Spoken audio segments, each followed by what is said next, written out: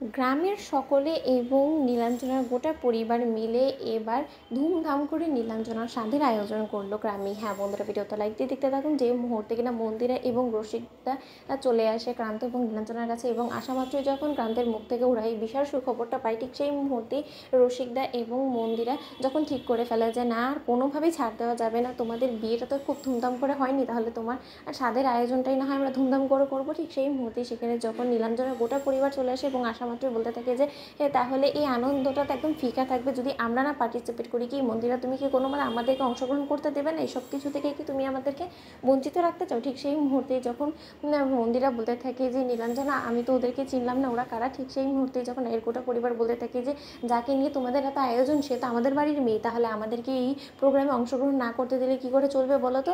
ঠিক সেই মুহূর্তে যখন ক্রান্ত বলতে থাকে যে না না, আসলে মন্দিরা চিনতে পারিনি তো তার জন্য এসব বলছে, কিন্তু আপনারা ঘটা করে সকলে আমার এই গরিবের বাড়িতে হঠাৎ করে কি মনে করে এলেন আমি তো সেটাই বুঝতে পারছি না। ঠিক সেই মুহূর্তে যখন রায়ের বৌমনি বলতে থাকে যে বাড়িটা ছোটো হোক বা বড় হোক তাতে কোনো কিছু যায় আসে না, সুখটাই সব থেকে বেশি ইম্পর্টেন্ট। আমি প্রথমেও বলেছি না, তাহলে আমাদের নীলাঞ্জনা এখন এই অবস্থার মধ্যে আমরা যদি পাশে না থাকি তাহলে কে থাকবে? মানছে এই গ্রামের সকলে মিলে ওকে অনেক স্নেহে রাখে এবং তার থেকেও বড় কথা ওকে চোখে চোখে রাখে, কিন্তু তার শর্ত এই সময়টা ওর জন্য যথেষ্ট পরিমাণে ক্রিটিক্যাল, এবং এই সময়টার মধ্যে ওর স্বাদের আয়োজন করবে এবং তোমরা একা একাই সব আনন্দ লুটে নেবে, সেটা কী করে হতে পারে বলো তো? তার জন্য আমরা তোমাদের আনন্দে সামিল হওয়ার জন্য আমরা আটঘাট বেঁধে নেমে পড়েছি। নীলু, এবার তোমার ধুমধাম করে স্বাদের আয়োজন আমরা করব, কারণ তোমার বিয়ের আয়োজনটা তো মধ্যে আমরা কোনো মতে পার্টিসিপেট করতে পারিনি এবং সেই সময়টার জন্য আমরা যথেষ্ট পরিমাণে রিগ্রেটও করছি, কিন্তু তার সত্ত্বেও সেই সময়টা তো আর ফিরিয়ে আনা যাবে না, সেটা বরঞ্চ তোমাদের অ্যানিভার্সারির সময় আমরা সেলিব্রেট করে নেবো। কিন্তু আপাতত যে আসছে তাকে তো একটু স্পেশাল ফিল করানোর প্রয়োজন আছে, তাই না? অন্যদিকে যখন রাইয়ের মা বলতে থাকে যে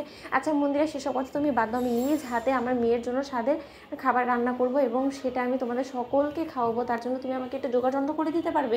ঠিক সেই মুহূর্তেই মন্দিরা বলতে থাকে যে সেটা আর বলতে আন্টি, আপনি একদম টেনশন করবেন না, আমি সব যোগাযন্ত্র করে দেবো, আপনি বসে শুধু রান্নাবান্নাগুলো সেরে ফেলুন তাহলে।